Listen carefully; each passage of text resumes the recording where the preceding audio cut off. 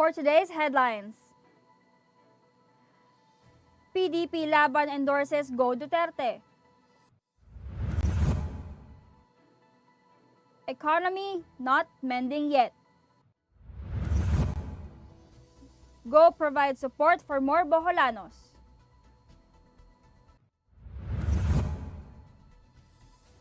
Philippines now high risk for COVID-19. Pacquiao rues missed Spence fight. Philippine National Police to look into groups data gathering. New York Governor Andrew Cuomo resigns after harassment claims. Thailand police fire rubber bullets, tear gas at Bangkok protest.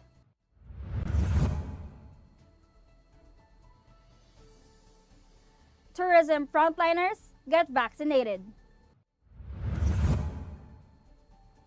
Good morning, I am Venice Bautista and this is Tribune News on Q.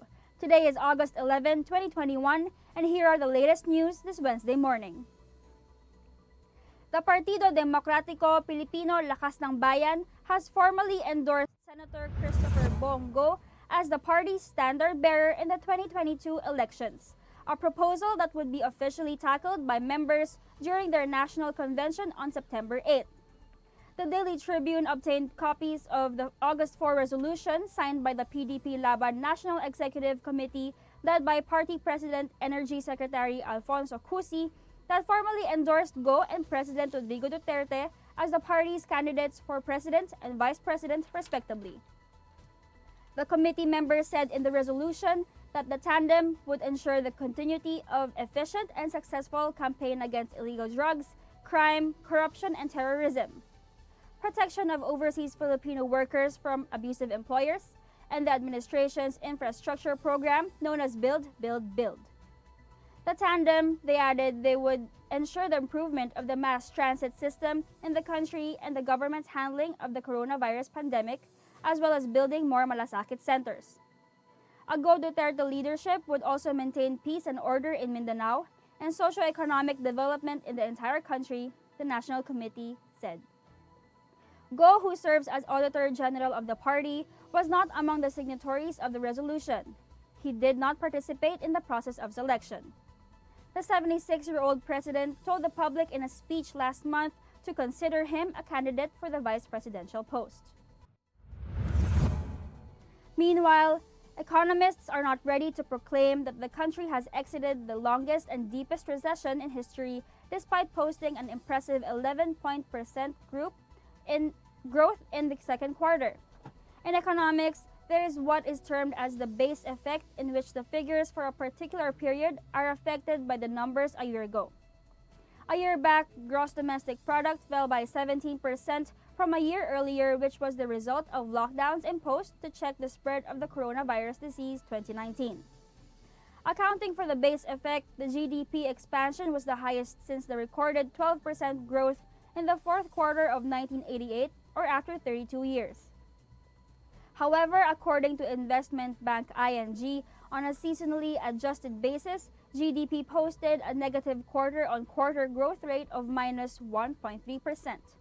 Experts indicate the GDP, in actual numbers, remains about 9% below its pre-pandemic level as they cut the forecast for the year to 5% GDP growth from 6% expected earlier.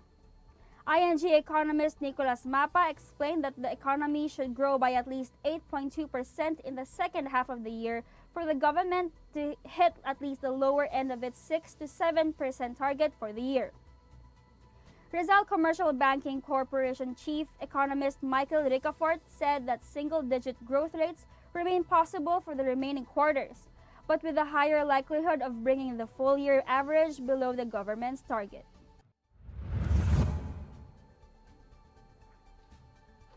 More residents from Bohol received assistance from Senator Christopher Bongo as his team conducted another series of assistance distribution in the towns of Catigbian, Calape, Batuan, and Antequera on Friday, August 6.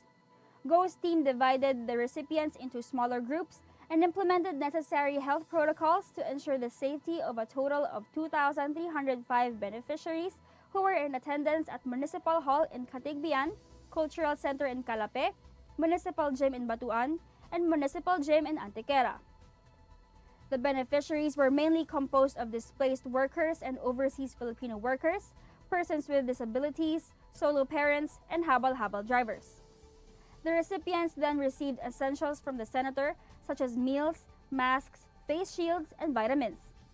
Some beneficiaries received bicycles and new pairs of shoes.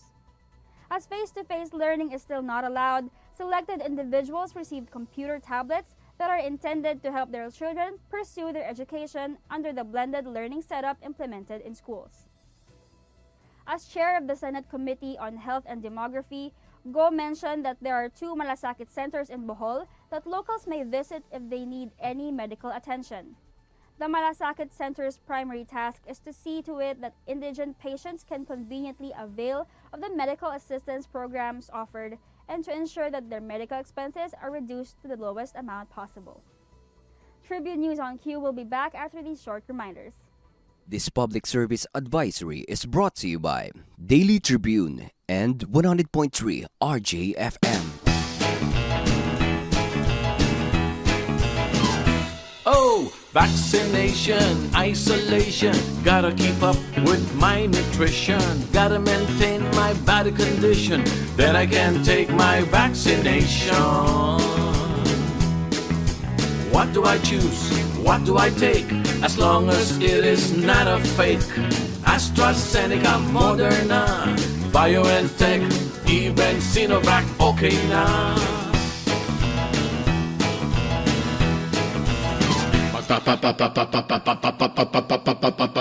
Babakuna ka ba? Babakuna ka ba? Babakuna ka ba? Babakuna ka ba? Babakuna ka ba? Babakuna ka ba? Araneta City, home to the country's first indoor shopping mall, the world's original Thrilla, and the first ever Bini Bini pageant. Now a place for your first win, your first catch, your first home, your first big break, your first date, and even your first love. Araneta City, the city of firsts.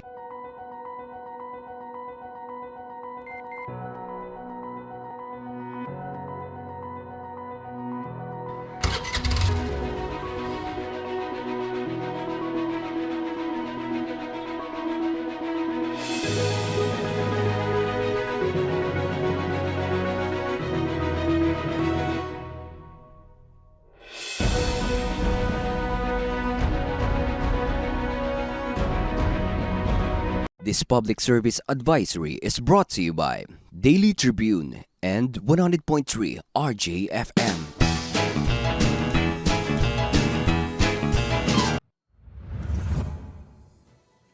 We're back on Tribune News on Q. The Philippines is now back under a high-risk classification for COVID-19, more than a month after reverting from moderate risk classification, the Department of Health said Tuesday. Health Undersecretary Maria Rosario Vergire said in a television interview that there has been an increase in the average daily attack rate and in the 2-week growth rate in recent weeks. She said that our average daily attack rate is now reaching 7 new cases per 100,000 population. Our 2-week growth rate has also reached almost 50%. The health official also said there are now 7 areas in the country under high-risk classification and 42 areas under alert level 4. Earlier, 10 out of 42 areas flagged under alert level 4 are flagged in Metro Manila. These areas are Las Piñas, Muntinlupa, Pateros, Quezon City, Makati, Malabon, San Juan, Marikina, and Valenzuela. As the COVID-19 cases continue to increase, the DOH reminded hospitals to accommodate only COVID-19 patients who are severe and under critical conditions. Vergire added that those who are asymptomatic and mild COVID-19 patients can be referred to a level 1 facility or temporary treatment and monitoring facilities.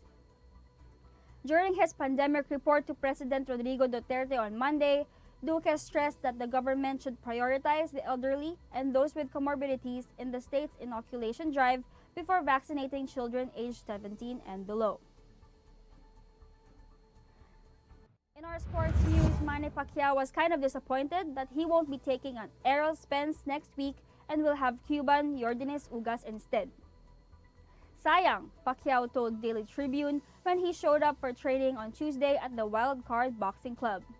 Spence was withdrawn from the August 21 battle at the T-Mobile Arena in Las Vegas.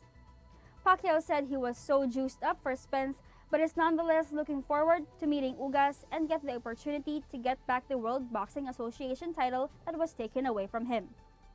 He said he knows what to do since Ugas is about the same height as Spence, although he is right-handed.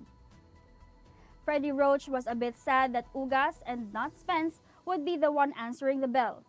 Since Ugas is not a lefty, Roach is making some adjustments. In other news, National Police Chief General Guillermo Alezar on Tuesday admitted that advocacy groups allied with it have been collecting data from communities and said the force will look into the activity. Eleazar made the remarks in a statement released Tuesday night after Senator Panfilo Lacson said the data collection is still ongoing. Lacson, a former PNP chief himself, also expressed concern that the data could be used for partisan politics and the collection was carried out using public funds.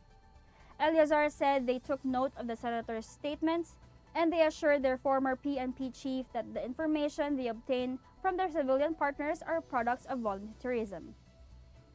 He added that the collected data is purely intended to strengthen the partnership between the police and the community in the fight against criminality and terrorism. In a radio interview, Lacson named PNP Director for Police Community Relations, Major General Rodel Sermonia, as being behind the data collection. Eleazar, in a press briefing last Friday, denied that the PNP had been conducting a census, and Sermonia, at the same briefing, did not make a statement about Lacson's accusation, only showing a lengthy video presentation of projects which he said were done under the NTF ELCAC.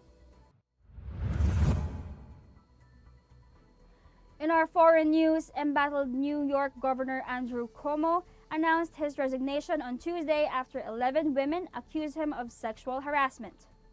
Cuomo said in a live address that given the circumstances, the best way he can help now is if he steps aside and let government get back to government. His resignation will be effective in 14 days. The 63-year-old Cuomo denied the claims of sexual harassment outlined in a report released last week by the New York Attorney General's office. But he said he wanted to deeply apologize to any women who may have been offended by his actions. He admitted to have hugged and kissed people casually, both women and men, all his life, and in his mind, he has never crossed the line with anyone. He didn't realize the extent to which the line has been withdrawn. Cuomo will be replaced by Lieutenant Governor Kathleen Hochul, who is also a Democrat. We will be back. Stay with us. This public service advisory is brought to you by Daily Tribune and 100.3 RJFM. Oh, vaccination, isolation. Gotta keep up with my nutrition. Gotta maintain my body condition. Then I can take my vaccination. What do I choose? What do I take? As long as it is not a fake. AstraZeneca, Moderna, BioNTech, even Sinovac, okay na.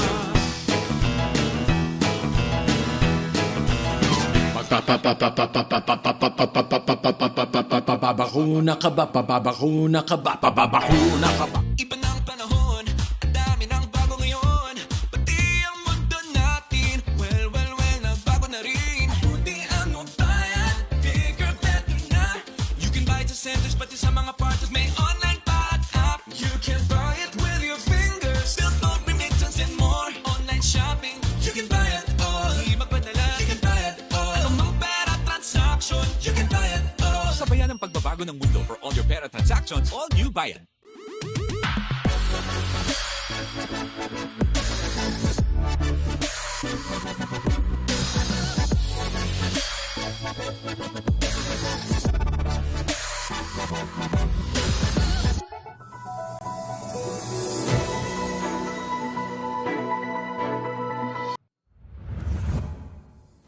You are still watching Tribune News on Q. And in other foreign news, riot police fired rubber bullets and tear gas at protesters in Bangkok Tuesday as hundreds rallied for democratic reform and against the government's handling of the coronavirus pandemic.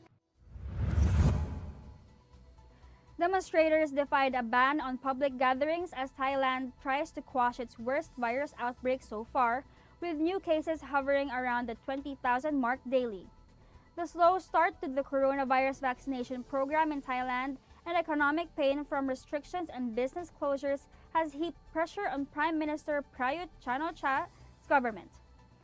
Hundreds of protesters moved their way through Bangkok streets on motorbikes and in cars, and by early evening there were clashes. Thailand's civil court on Tuesday ordered police to exercise caution when performing crowd control duties but dismissed a motion from human rights lawyers asking for a ban on rubber bullet use. A youth-led democracy movement that kicked off in Thailand last year drew tens of thousands of people to rallies demanding resignation of Prayut, the former army chief who came to power in a 2014 coup. The movement broke long-held taboos by demanding reforms to Thailand's monarchy, and scores of protesters have been hit with multiple royal defamation charges, which carry 15-year jail terms. The Department of Tourism, through its NCR office, has also facilitated the vaccination of workers in DOT-accredited restaurants. More than 70% of tourism frontliners in Metro Manila working in Department of Tourism accredited quarantine facilities, multiple-use and staycation hotels have been vaccinated against COVID-19 under the A1 and A4 priority categories. Tourism Secretary Bernard Romulo Puyat said 19,315 out of 26,745 tourism frontliners from the 16 cities and one municipality in Metro Manila have been vaccinated. Of the number, 15,020 of the 20,061 tourism frontliners were in the A1 group or the quarantine, isolation, multi-use hotels, and 4,295 out of the 6,684 tourism frontliners were in the A4 group or the regular staycation hotels. The total is based on the list submitted by 455 DOT-accredited accommodation establishments, 402 from A1 group and 53 from A4 group. The DOT, through its NCR office, has also facilitated the vaccination of workers in DOT-accredited restaurants. As of August 9, 1,245 out of the 4,479 workers in the list submitted by 202 restaurants in Metro Manila have been vaccinated.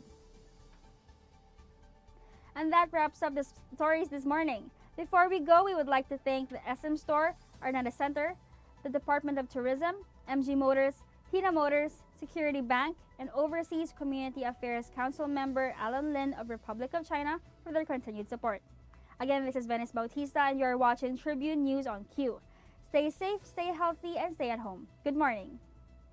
Catch the latest news on our website tribune.net.ph and follow us on Facebook, Twitter, and Instagram. You can also subscribe to our YouTube channel, Tribune Now. The Daily Tribune is one with the nation in facing the COVID-19 crisis, and in line with this, the Daily Tribune digital edition and press reader is now available for free online. You can also download the Daily Tribune app on Apple Store for iOS users and Google Play for Android users to get the latest and most comprehensive news online. Daily Tribune is also inviting everyone to join its Community Viber Katribu to get updates on the freshest and hottest news and entertainment stories of the day. Tarcito emoticons are also available on our Community Viber. Just click on the link in this video to join.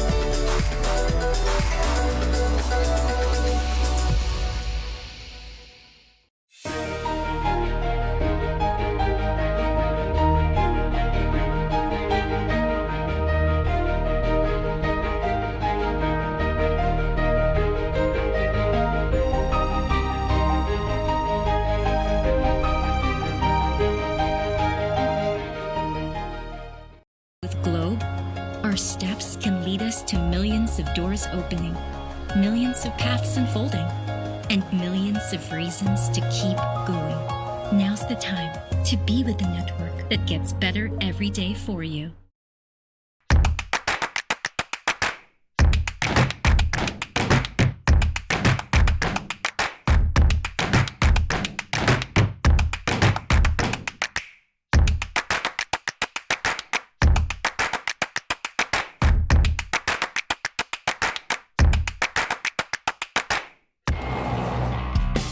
Every time I'm on the road, I can expect high performance from Phoenix Fuels. Now with Pulse technology, delivers enhanced power and acceleration to make every trip come alive.